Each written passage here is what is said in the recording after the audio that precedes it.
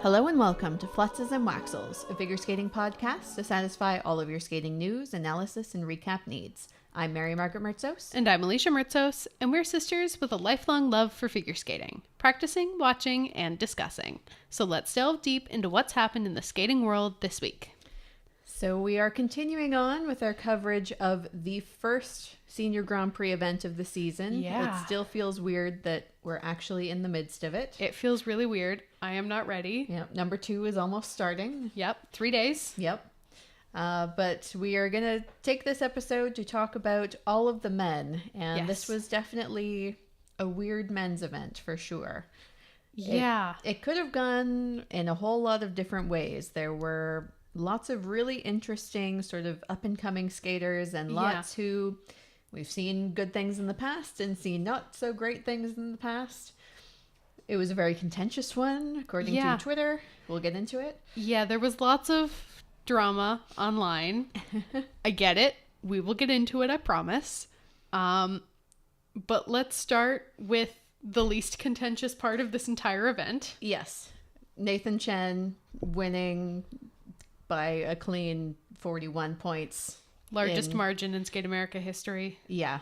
And I mean, it was deserved here. Yeah. He was taking it a little bit easy in terms of the technical content, which honestly I think for him is a better strategy. Easy. With like 3 quads in the free skate. Yeah. Only 3 quads in the free skate. You know, I'm perfectly happy with it. For me, he doesn't need to push all the quads. No. When they're on, it's fantastic. But sometimes when they're not on, obviously it can be a bit disastrous. Yeah. And especially while he's getting used to 2 new programs and obviously getting used to being at Yale. Yeah, being at Yale while also skating competitively, I'm sure is a really tough thing to juggle. And he handled himself really well here. Yeah, and I mean, talk about 2 amazing programs. Oh yeah, for sure.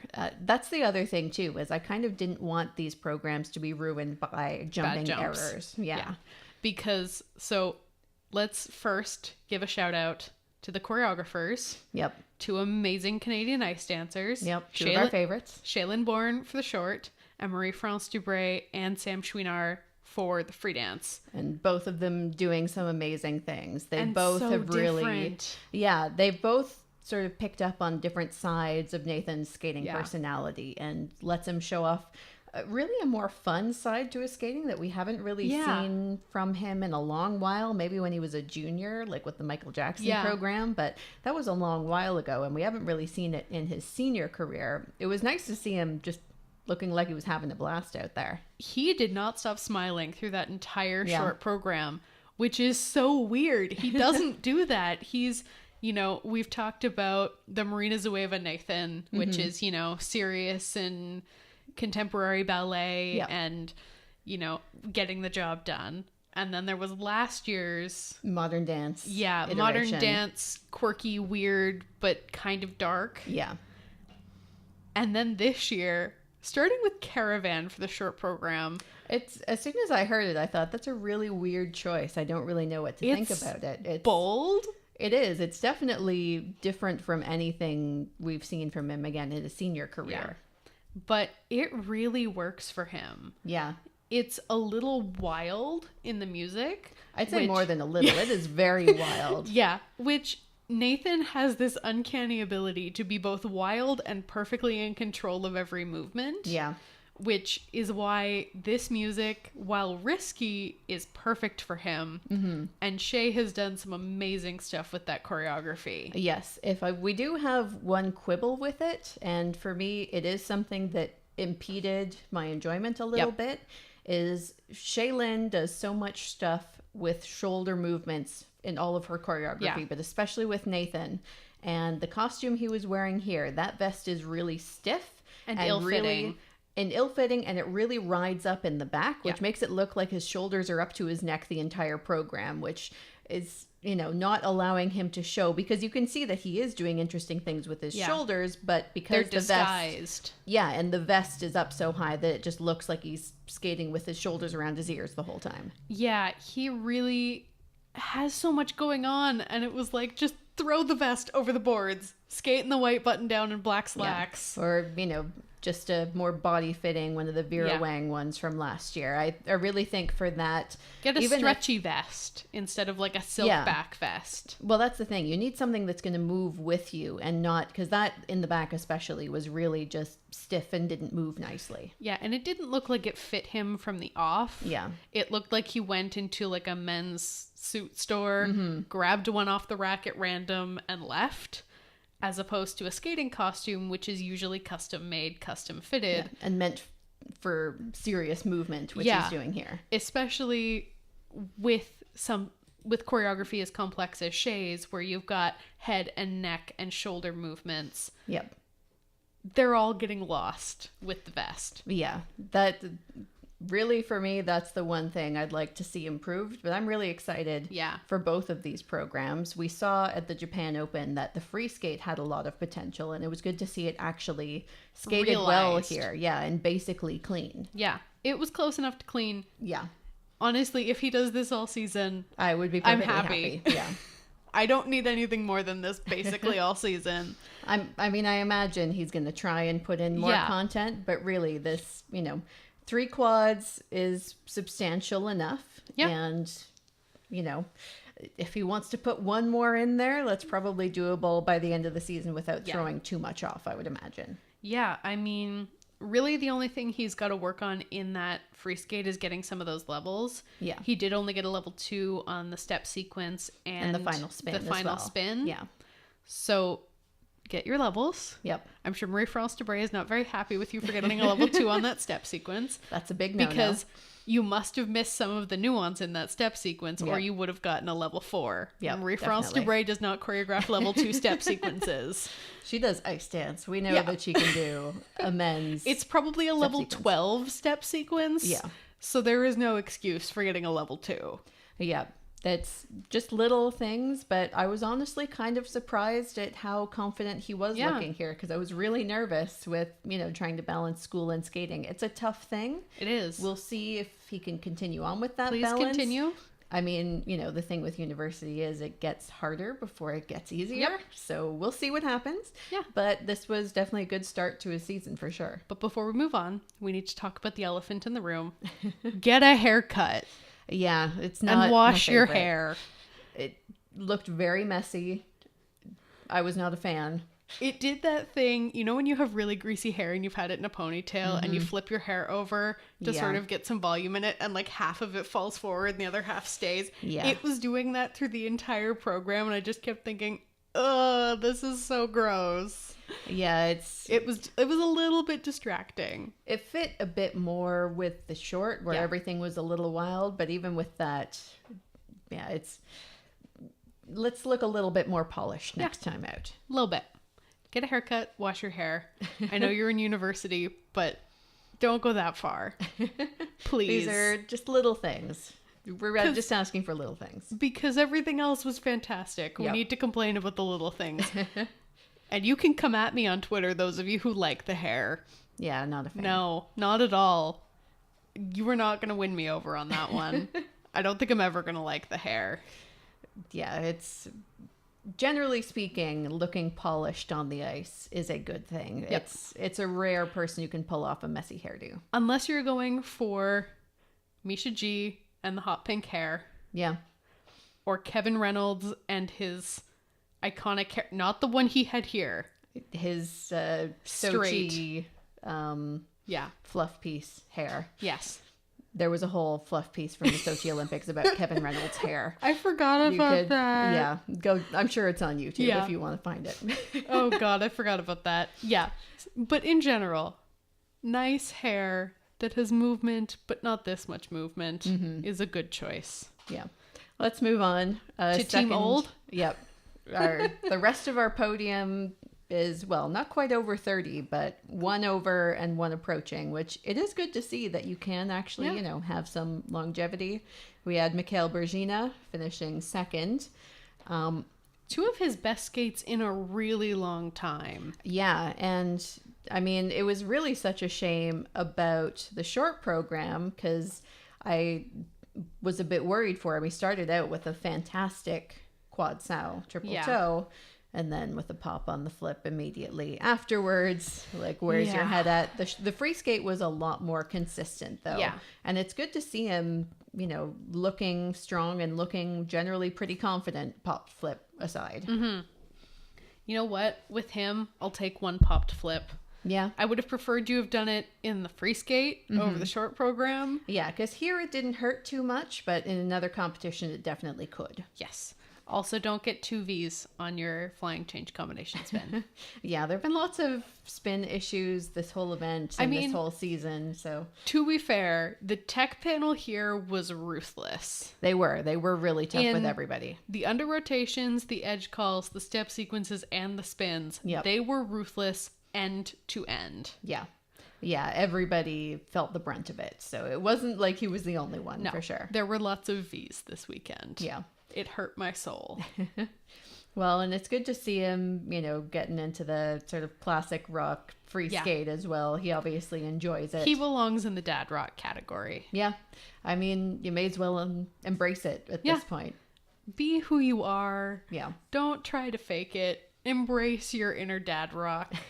And just, it clearly is working. He looks much happier in that free skate than he has in a good while. And I mean, a good chunk of that is strong skating. Yeah. But happy mood leads to strong skating, leads to happier mood. Yep. It'll be interesting to see how he fares at his next event because he's, definitely on track for the final. Yeah, which would be amazing to see if he could make it there. He hasn't had a Grand Prix medal since 2014. Yeah. So that's a good chunk of time. Yeah. Third place was Sergei Voronov, who also, we were wondering, is he going to retire? Nope, he's still got stuff to show. Leading #TeamOld. Yep. And for him as well, it's impressive to see, at, I believe, 31 years old, still getting on Grand Prix podium. He was actually 4th in both segments, but it was enough to just eke out the podium finish. There were some problems with our bronze positions in each program. Yeah. We'll get into it. Yeah. But for him as well, the programs, to me, I'd love to see him, especially in the free skate, get a little more into the program, especially in the first half between the jumping elements. A lot of it is just really focused on the jumps. Skate, jump. Skate, jump. Which, I mean, he did pretty well in terms of getting the jumps done here, but you want to be able to see a build as the season goes on, especially since this program, the free skate, has a whole lot of potential to be really emotional. Yeah. And for me, it didn't quite reach that potential. I was noticing him focusing on the jumps. Yeah. He definitely came alive in the step sequence, but it wasn't really until then that I felt it from him. Yeah, it was really the last 45 seconds of the program that was starting to get emotional, and it was like, where was this a minute and a half ago even? I don't need it from the beginning. Get your 2 quad passes, or 3 probably. Yeah. I'm assuming that third pass is meant to be a quad toe combination. Yeah, that would be my guess. But those first 3 jumping passes, get them done. Then sell me your Dennis 10 choreography. Yep. Because I want you to make me cry at some point this season. That's my hope for this program. Yeah. That by the end of the year, it'll be sobbing. Yes, and that we can see the full impact of what Dennis intended with it. Because we get to see bits of it at the end, but the beginning for me is still very just about the business. Yeah, especially throwing in that quad loop. Yeah. Which has not been going great to this point. Yeah, he got a downgrade on it. It's definitely a work in progress, but I mean, you got to admire him for throwing it in there at 31 years old with a new quad. I mean, go for it, but also don't hurt yourself. Well, yes. We don't want any careers shortened due to injury. Yeah. Downgraded loops are painful. Yeah. Be careful. Yeah. Please. And it'll be interesting for him as well if he can make the push to the final again. He did it last year. We'll see what happens. It's totally within his reach. Yep. 4th place was Matteo Rizzo, who, similar to Sergei Voronov, was actually 5th in both segments, finished 4th. And he as well had a couple of pretty strong back-to-back programs. Yeah. I definitely appreciated that they, cleaned the edits up in that free skate a little bit. Mostly. The only one that's really abrupt and awkward is the very, very end of the program. It just kind of stops.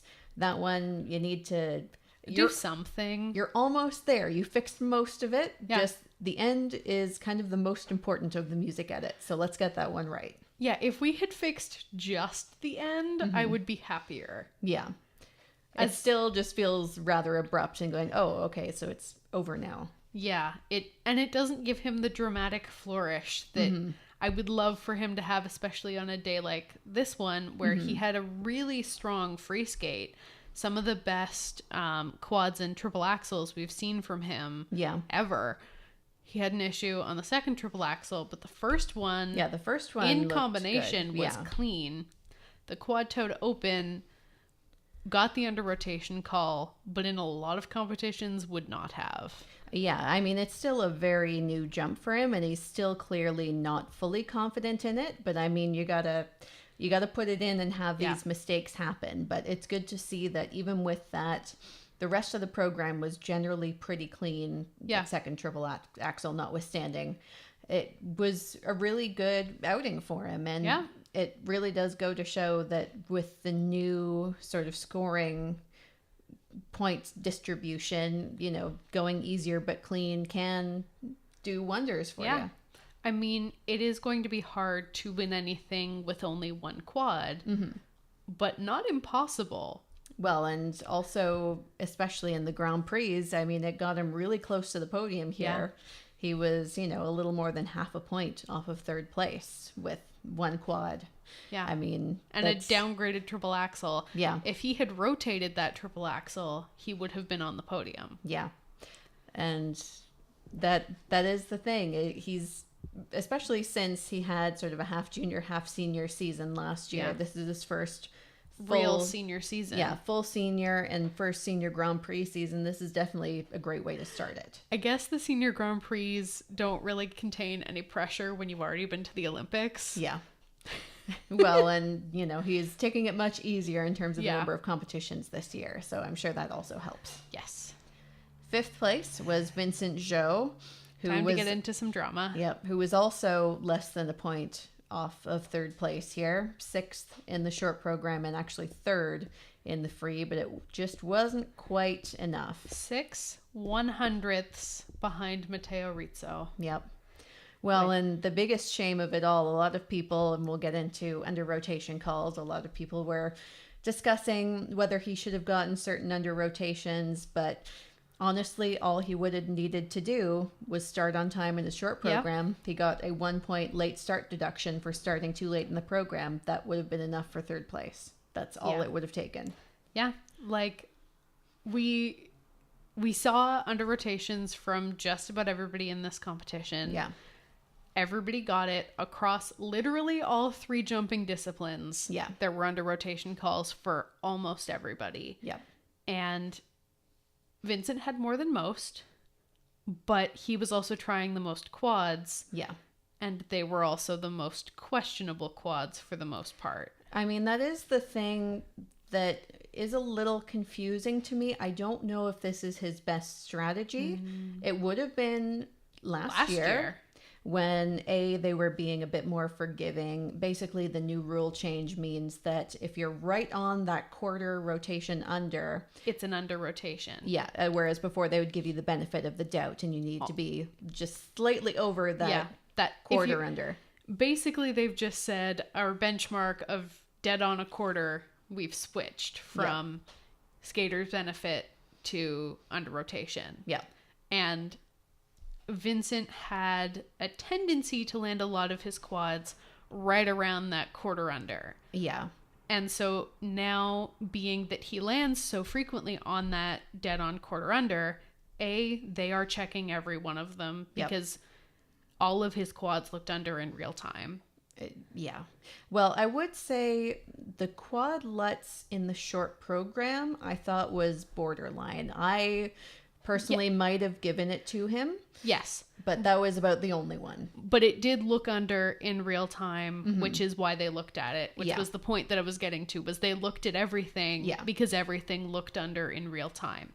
I agree on the quad LUTs that I don't think his toe pick hit on the quarter. I think it hit on just barely under the quarter. Yeah, because to me, because he does the same opening combination in both programs, and in the free skate they called the quad lutz fully rotated, but the triple toe under rotated. Yeah. And to me, those two jumping combinations across the two program were almost identical. Although I do think the toe in the free skate was definitely shorter of rotation than the one in the short program. Yeah. That to me would be the one where, again, if I were on the panel, I might change that decision. But all of the other ones in real time, I have to say I was watching going, I really don't think that's fully around. And it's not like this is a new thing. We've seen him struggle with under rotations before. Yeah. And again, in the previous scoring system, where they were a bit more forgiving on under rotation calls, and there was sort of less of a penalty in the GOE. Well, in GOE also the base value for the quads was higher. You get less of a negative GOE penalty for a badly landed jump. So basically here you're trying the same things, but they're worth less points, and there's more danger of losing points if you do it poorly. And so I think for Vincent, this is not the best strategy for him this season. Yeah, that really is the biggest problem, is the base value has shifted for everybody. Yeah. And so everybody's in the same boat in the base value and GOE situation. So it comes down to that risk versus reward. Yeah. The risk is now higher. The reward is also higher, but you got to be able to do it cleanly. You've got to be able to do it perfectly cleanly, really. Yeah. Because they're going to ding you with all of those under rotations. Mm-hmm. Plus, you're going to get the negative GOE, which hurts the already decreased base value, as opposed to a really great triple lutz. Yeah, because his triple lutz in the second half of the free skate, that was definitely solid and, looked pretty well around. If he had just done, a program of mostly triples, maybe put in 2 quads in there. Yeah. He would have been better off, honestly, because yes, the original base value is lower, but you're not losing points on under rotations and negative GOE. Yeah, this is really a risky strategy. And for someone like Vincent, who does very clearly struggle with the under rotations, mm-hmm. I don't think it's worth it. Yeah. And I know that people were very up in arms about the under rotation calls. Well, and partly we were watching the CBC stream. We heard the talk on Twitter about the NBC stream and what they were saying. So I later went on YouTube and watched Vincent's programs again, partly to, watch the jumps again, and also just to hear what they were saying. And basically Tara and Johnny were saying, nope, everything was fully clean.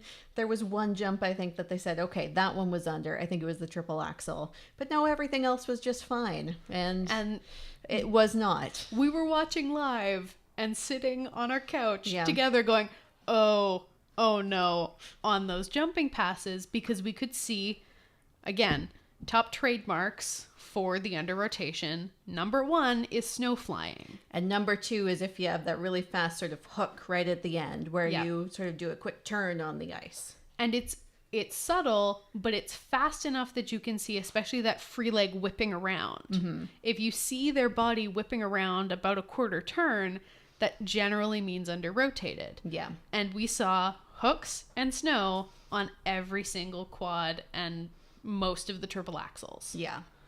So that screams, hey, I under rotated these. Mm-hmm. And again, it's not like this is a new thing. It's not like all of a sudden his jumps are getting called under rotated. This has been a problem before. Yeah. So it'll be interesting to see what happens in his next event, if they decide to continue this strategy, how they decide to try and, because it's really hard to try and fix chronic under rotation problems. Yeah. It's not an easy fix. Especially when you're doing so many different quads. Yeah. And the thing about especially the quad toe is you can get more of, I'm going to use the word that everybody hates, pre-rotation, mm-hmm. because pre-rotation is ingrained in the technique, FYI. Yeah, just think about, anyway, this is a whole tangent, but the physics of figure skating jumps, especially something like a toe jump, it doesn't work otherwise. So, but if we're talking very basic technique of figure skating jumps, we're talking single jumps.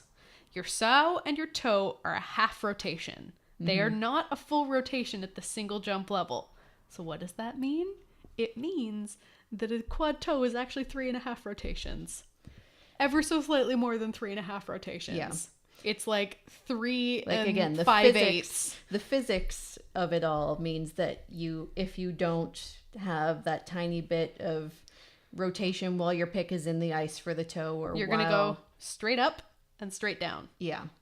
You can't force yourself to magically rotate without having the leg swing through. And when your pick is in the ice, your leg has to swing through and your pick has to pivot. Has to turn, to pivot. It's physics. Like, this is how it works. So pre-rotation, not a problem. Pre-rotation is normal. It is necessary. Pre-rotation can be a problem, but not in that situation. There are situations where pre-rotation is a thing, but it's not. 99.9% of the time, pre-rotation is not a problem. Especially at this level. Once you get, like, juvenile, like, people doing, like, double jumps for the first time, then it starts to creep in. But early double sows, pre-rotation is a problem. That's about it, though. So under rotations are a problem. Maybe change your strategy. Reconsider. Consider the judging system as it is given to you, because you don't get to change it. I mean, that's the thing. You gotta sort of take from the example of the Chuparidza camp where, especially last season, they went, this is the way the judging is structured. Like, let's take full advantage of it. And if you're not taking full advantage, then, you can't complain when you don't make it onto the podium if you're like, I know I have under rotation problems and I'm going to stick in all these jumps that I might under rotate on, and then you get called.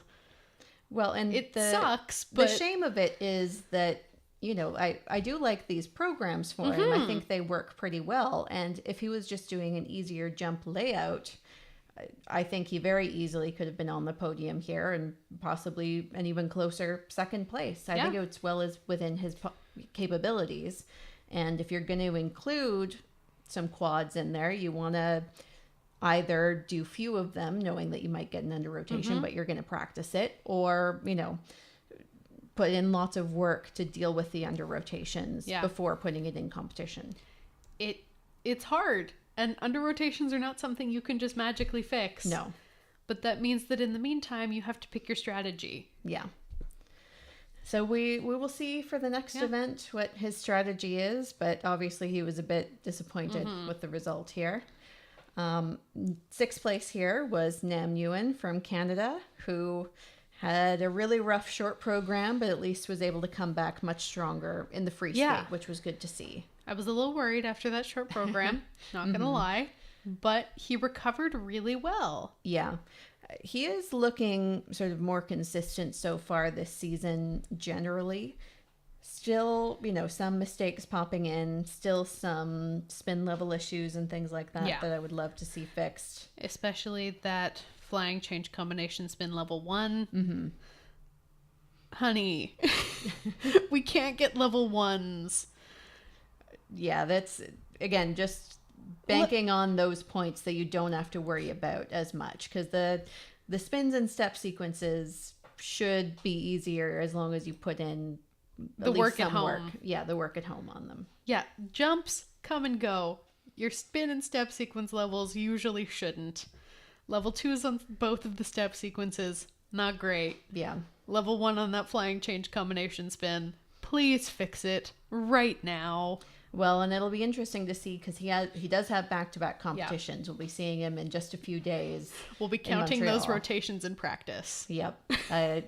It'll be interesting to see how he handles that back-to-back. We've got lots of skaters this season doing back-to-back Grand Prix. But it was good to see him, come back in the free skate. Still 2 pops, including the doubled loop right at the very end, which was a shame. Because that would be so great if you could just rotate the loop right at the end. But if you pop it or fall, it really takes the wind out of your sails right at the very end of the program. Yeah. I mean, overall, though, I was mostly, hopeful based on his skates here. I think it's, and finishing 6th isn't too bad of a place to be. We'll see how he does next week. Obviously some work needing to be done at home once these two Grand Prix are over, but good to have, between this and the U.S. International Classic, a couple of fairly solid competitions under his belt. Yeah, especially for Nam, after the rocky seasons he's had, it's good to see him sort of evening out. Yeah. Even if it's a little lower than the level we saw when he had that great couple of seasons, I'm okay with this. Yep. As long as we do this consistently and go up a little bit or down a little bit, but mostly stay here, that's okay. Yep.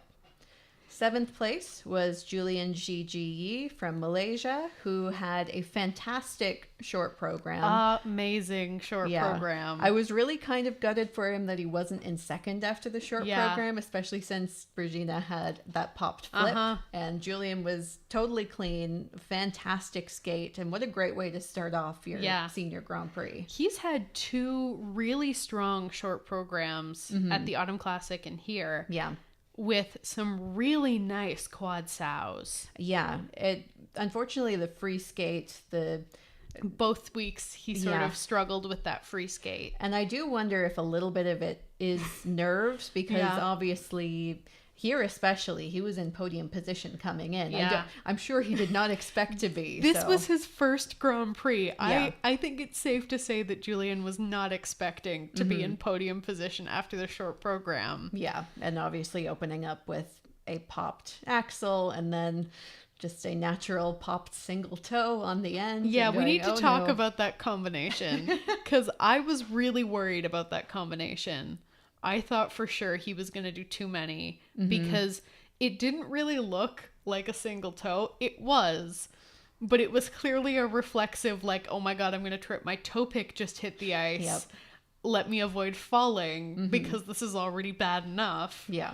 Turned it into a single toe. And I spent the entire program going, please remember that you just did that single toe. Please notice that you did that single toe and don't put in an extra combination. He did, luckily. And, he came back fairly well from that, unfortunately popping into a double Lutz right at the very end. And the quad sow wasn't as strong as the one in the short program, because that came immediately after the popped axle. But he went for it. He did. Which I was really impressed by, because that quad sow is still very new for him. It hasn't been that long since he landed his first one, and he's doing one in the short and one in the free. So this is really impressive. Don't freak out next time you're in podium position after the short, and everything will be fine. I mean, that's the thing. You need to have the experience to learn from it. It hasn't really happened before, especially on this high a level of competition where he's in podium place. So, now it's happened. You've experienced it, and, let's learn from it for next time. Yeah. And I mean, the team at Mariposa are great. They're all like, forget that the free skate ever even happened. Let's talk about this short program. Yep. Which is how he should handle this. Yeah. The free skate here doesn't matter. And I mean, he obviously made an impression, was invited to the gala and everything. So I love it when they invite skaters like Julian to the gala. Yeah. Like, you came really, really close to being invited to the gala solely on merit by getting on this podium. Yep. You just couldn't quite handle the pressure. Also, you're one of the most entertaining skaters who hasn't retired after the Olympics. Yep. Please come to the gala. Yeah. Overall, I think this is a good first senior Grand Prix outing for him. Obviously, next time, hopefully he can handle the free skate a little bit better. But overall, 7th place at your first senior Grand Prix it's no bad thing. And clearly, you're capable of so much more. Yep. And so know that, you are that good. And no, you don't need to be freaked out by being on the podium, in podium position. If you just go out and do 2 clean programs, next time might just be a podium finish. Yep, for sure. 8th place was Morrissey Fidilashvili from Georgia, who also unfortunately had the opposite, a really rough short program. Got it together a bit better in the free skate, but still, it's funny for him, when the quads are on, they're gorgeous. Big and gorgeous, and when they're off, he just gets so wild in the air that you wonder how he can ever control them. Yeah, he seems to sort of like panic when they don't go perfectly and just try to muscle through it and forget the technique, which is not the right strategy. Yeah. Don't do that. I wonder for him as well if maybe they should just go with an easier jumping layout, especially in that short program where, you know, he had a fall on both of his quads, which means there's no combo, plus 2 falls and, you know, negative GOEs. And you just get so behind that even though he was 7th in the free skate, you know, that short program had him way behind to have any chance of, you know, fighting for the podium. Yeah. And I mean, he really seems to struggle mentally when the jumps aren't going as well. Yeah. So the performance isn't as good and the step sequence isn't as good, and he loses focus in the spins. It's one of those things where I don't know that this is worth it for him. Sort of like with Vincent, where it's great when you can do it. Yeah. But when you can't do it, it's a real knock to your confidence. Yeah. And I think as well, both the programs, but especially the short program, is kind of unforgiving when you have mistakes. The short program especially is very high concept and very serious. And when he's having wild falls on the jumps, it really does take away from the program. And it's hard to get it back after that happens. Yeah. That program is already a little challenging for the audience to get. Mm-hmm. And so you really need to do everything you can in that moment to keep them on your side. Yeah. Because the audience always wants to be on the skater's side. Mm-hmm. But if your program is too high concept and you're not executing it well, you're going to lose a good chunk of them. Yeah. Let's see. Our next 9th place was Alexei Bachenko, who I was definitely concerned about here after he had to withdraw from Finlandia. Yeah. It was definitely a better outing than he had there. Still some, you know, not mistakes great to work out, but better, improved. I will take it, even though I would prefer if we didn't do a double Lutz triple toe for the combination. I mean, at least he got in a combination. Yeah, there were a good number of guys who didn't. Yeah. So I'll take it. But let's try for a triple, please. Yeah, it's for him as well. He didn't look quite as confident as we're used to seeing from him. A lot of the jumps, he looked sort of nervous going into. The free skate as well was a little bit wild, and I know he's had some injury and illness issues that probably hasn't had as much time to work on the choreography of the free skate. I think it'd be a fun program for him. It just obviously needs more time. Lots of work. Yeah. And again, we're going to talk about these spins in the free skate. Mm-hmm. 2 V's on both combination spins. Mm-hmm. A level 1, a level 2, and a level 3, and a level 2 step sequence. A 1V, especially. The 3V, maybe we can handle. Yeah. With this tech panel, I think we can handle a 3V. A 1V, though? No, thank you. That means something has gone horribly, horribly wrong. And again, the only thing that could have been worse is a BV. Yeah. That is the only worse, or I guess invalid. A 0 spin. Yeah, but even some of the invalid spins, if they hide it well enough, is still better than this. Yeah. Yeah, it was, especially since it was right at the end. Yeah. It was a rough way to end it. And, you know, just having those few extra points from the levels would have, you know, moved him up a place or two. Yeah. Depending on, you know, how many extra levels he would have gotten. Yeah. But so here's the moral of this men's event. Work on your spins. Yeah, everybody. Every single one of you. Competitive skaters who listen to this podcast. I know there's at least one of you. You know who you are. Work on your spins tomorrow. Yeah. Promise me you are going to go and work on your spins tomorrow. Don't lose silly points is the moral here. 10th place was Romain Ponsard from France, who he has so much potential as a skater. I was not totally convinced by either of his music choices here, which I think is a shame. I really loved his short program last season. I kind of almost wish he had kept it. If I can make a recommendation to Team Raf and Romain, go back to it. Yeah, it was a really effective program. And the other hard thing is that he is skating to the same music that Kevin Amos is using for his free skate. Kevin Amos being his teammate from France. And Kevin has an amazing free skate with that song. And you don't want to make that comparison within your own country, especially. Romain is a great skater. Kevin Amos is an artist, though. Yeah. And that is problematic for Romain because if the jumps are not perfect and the choreography is not executed with 110%, it's going to hurt you to have Kevin Amos go out at French Nationals the next day and skate a free skate to that same song and do his thing, which, if you haven't seen that program, you'll see it next week, and I hope he skates it clean, but it is a fantastic program. I'm so excited to see it live for the second time. Yep. So, yeah, not the best choice. Unfortunate coincidence. Yeah. Consider going back to last year's short. Yeah, the free skate as well, using Carmen. I mean, maybe it'll go better when the jumps are going better, because this was a really rough jumping day, unfortunately. But I mean, Carmen's a hard one too, because it's, I mean, such iconic music that you kind of need to bring something new to it. That I think, for me, the music choices don't show off what he's capable of, because he is a very capable skater. And he's a more interesting skater than this Carmen free skate. Yeah. The Carmen free skate, I'm going to be honest, is kind of bland.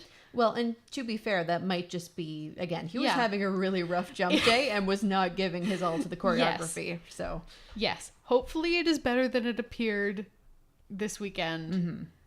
Either way, music choices are a little bit questionable. Let's think a little harder about making better music choices. The short program, though, to be fair, that music I do think suits him well. It does. It's just that not comparison. As well as it suits Kevin Amos. I mean, it's not like you can't skate to the same music as somebody else. It's just, to me, I always think, why would you want to? Yes. Just don't invite the comparison. Especially when you are two very different types of skaters. Yeah. Romain is much more reserved and internal and a great skater, but not a big performer. And his thing is, big, beautiful jumps when they're on. As opposed to Kevin Amos, who is very emotional and dramatic. Yeah, and makes you want to get on your feet halfway through the free skate. So it might go okay because it is the short program. So they'll get to see this before they see Kevin's free skate. Well, and we will see that head-to-head at the Grand Prix in France before French Nationals. So it'll be interesting to see. We'll see how that goes. Yep. Yeah, unfortunately, this was not the start to his season I'm sure he would have wanted. So at least he's got a good few weeks, since France is the last Grand Prix this season. We'll settle in, go back to training. Yep. Considering your music choices again. But I'm not terribly worried about him. He has off days and he has great days. He's never been the most consistent skater. Yeah. So it should be fine. I hope it will be fine. Yeah, but I definitely hope we see better from him at his second Grand Prix. Yeah. 11th place here was Kevin Reynolds, who unfortunately, very similarly to the Autumn Classic, was having some real rotation issues on just about all of his jumps. He had two really rough skates. Yeah, it's really a shame, but I think for me, probably even more than Vincent Joe, I really think Kevin should rethink doing so many quads in both programs. He's been having rotation issues all season, and I mean, they were downgrades, not only under rotations in the short program, which you're at such a deficit that I don't know if it's worth it. It's more points to just do the triples. Yeah. You would get more points for a clean triple flip than the quad toe. It's not the best strategy. I don't really understand it. Well, and he was looking very unhappy with it as well in both programs. Well, and especially because you also run the risk. His layout in the short program, I have real problems with. Why on earth would you open with a quad sow triple toe and then go down the ice to attempt a quad toe? If you pop that quad into a triple, which usually is not that big a deal, bye-bye triple toe. Yeah, it's bad jump planning. More just risky jump planning, because I mean, Kevin pops his quads a lot. And unfortunately here in the free skate, we saw a lot of quads just in general. There were lots of issues on... Lots of triples, lots of doubles. Mm-hmm. Too many double toes. Literally, we had the last double toe invalidated since there were too many of them. Well, and the thing is, if he obviously is not happy with the results that he's getting. And I mean, you sort of have your two options. You either keep going with this strategy and hope you fix it. Yeah. Or, try and change things up and see if that works better. We also need to have a conversation about something that happened in the kiss and cry. Yes. Okay. So, here is the thing about figure skating. Our sport is very much predicated on protocol and etiquette. Mm-hmm. It is a wealthy person's sport, and it has been since its inception, and therefore is very much based on this is the proper thing to do. It is archaic. Accept it and move on, or don't figure skate. I'm sorry. Yeah, it's one of those things you gotta accept it, or you'll never be a figure skating fan. So, when you get to the kiss and cry, you sit in the kiss and cry, regardless of how it went or what your score was, until the camera has moved from you to the next skater. Or at a bare minimum until they've finished announcing your scores. Yes. You can't walk away right after they announce your scores. Take a couple deep breaths. And then if you must walk away, give it a couple deep breaths. It feels a bit unsportsmanlike. It's un-Canadian. Yeah. That's, it happens to every skater's had a kiss and cry in their life where they are totally miserable sitting there and you want to leave and run away. But, you got to get over those impulses. Just sit it through.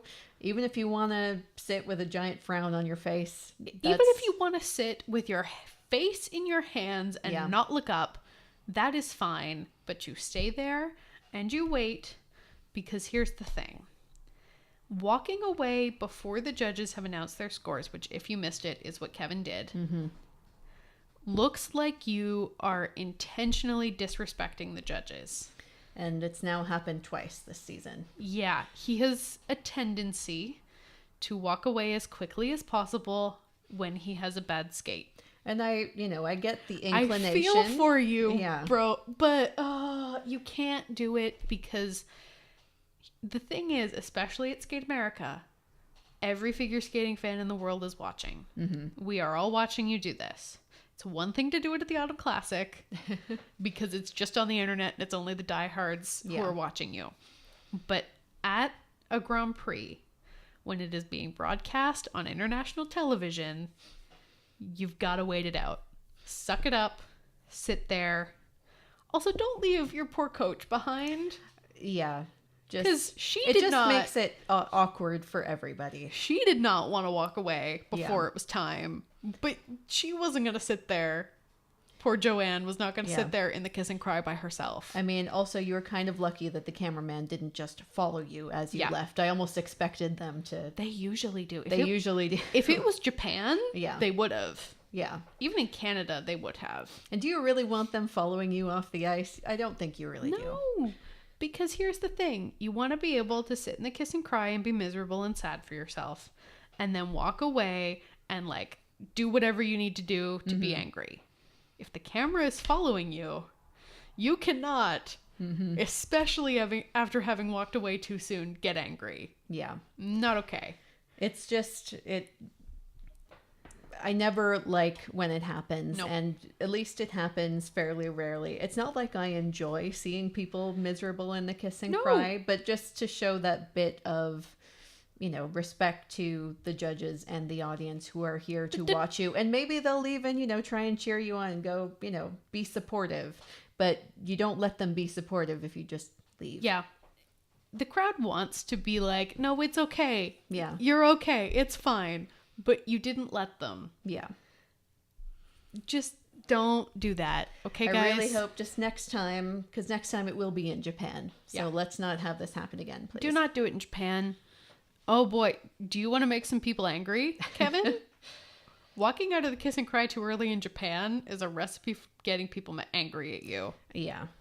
Don't do it. I really hope that things will go better for him there, that we won't see any walkouts. There's a couple of weeks to figure out what your strategy is going to be and to work on things. And it would be nice to see him with a happier skate here, because he obviously was not very happy with this one. This was rough. I feel for you. But you know what you got into. Yeah. You know this is how the etiquette works. And now all of you know. Mm-hmm. So again, any competitive skaters listening to this podcast, the one that I know of would probably never do this. But if there are others, don't do it. It's rude. It's inconsiderate. It's a bad idea. It leaves a bad taste in the judge's mouth. And honestly, the viewers, at least this viewer anyway. Yeah, these two viewers are not a fan of the walkouts. Yeah. Let's move on. Yes. Our final skater here, 12th place, was Jimmy Ma, who had a pretty good short program. He was actually 7th there. And obviously he is the king of the pop music. Yeah. Second half step sequence in the short program.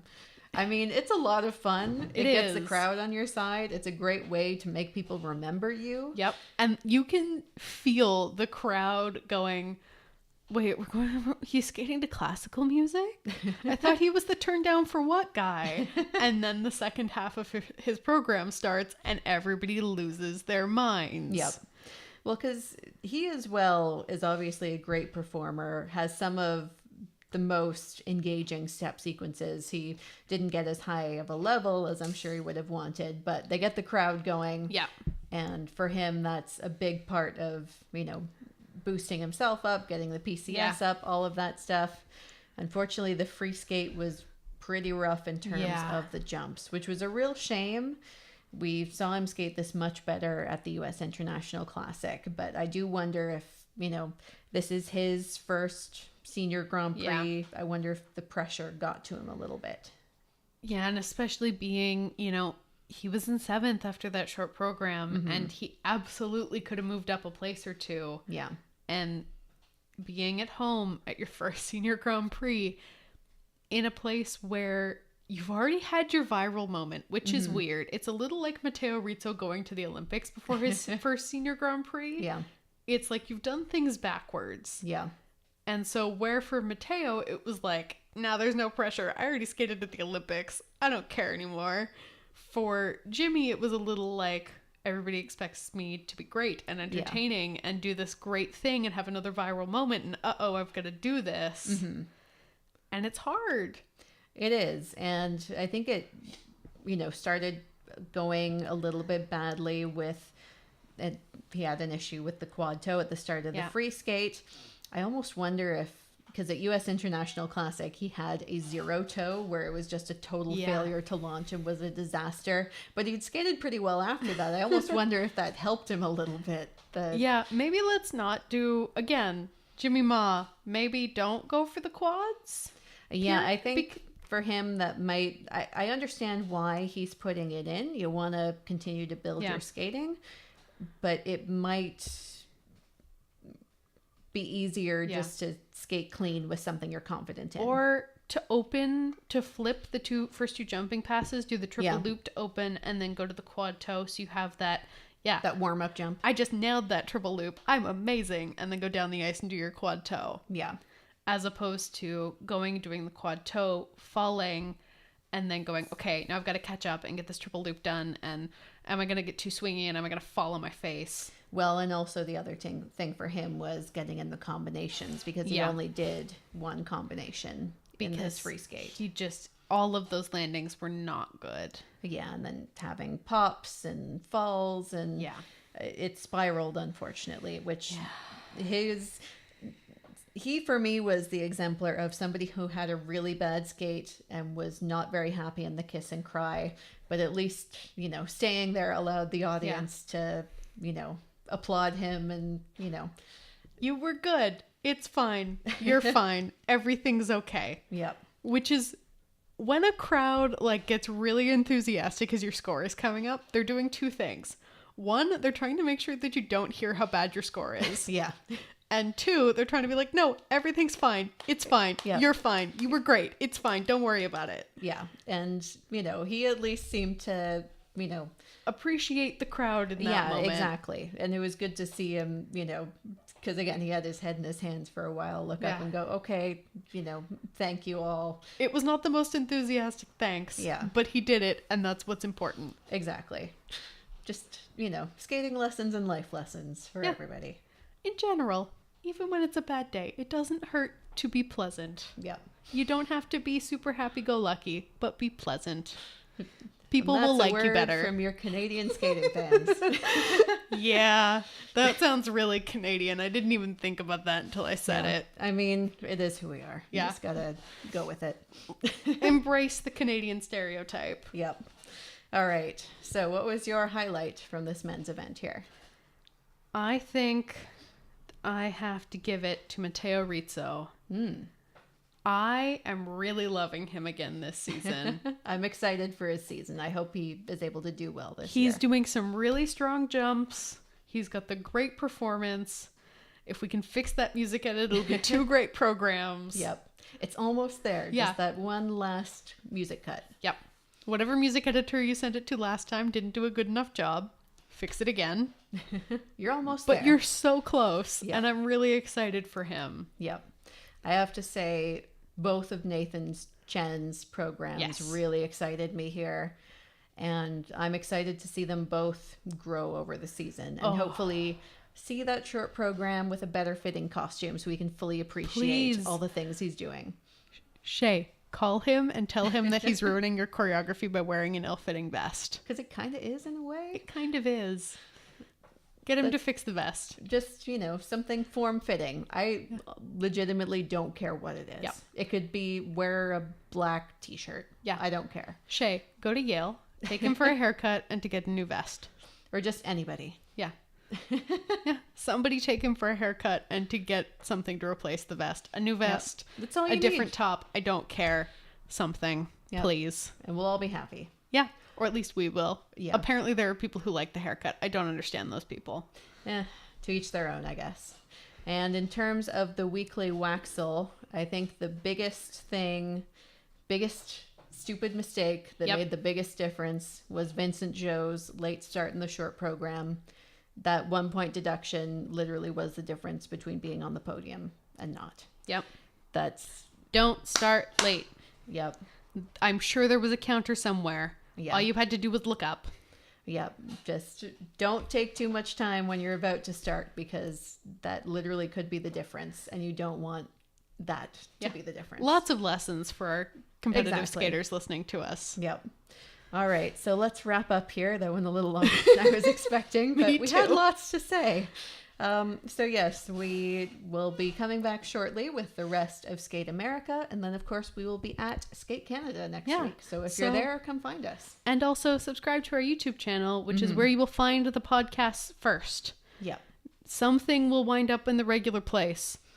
I don't know if it's going to be everything. Yeah, we'll see what happens. We haven't quite figured it out yet. We are not bringing the podcasting studio with us. So we'll see what my Mac's internal mic does. Yep. It'll be an experiment. We'll see how it goes. All right. So thank you all for listening. And please let us know your thoughts about this week in figure skating at flutzescast@gmail.com.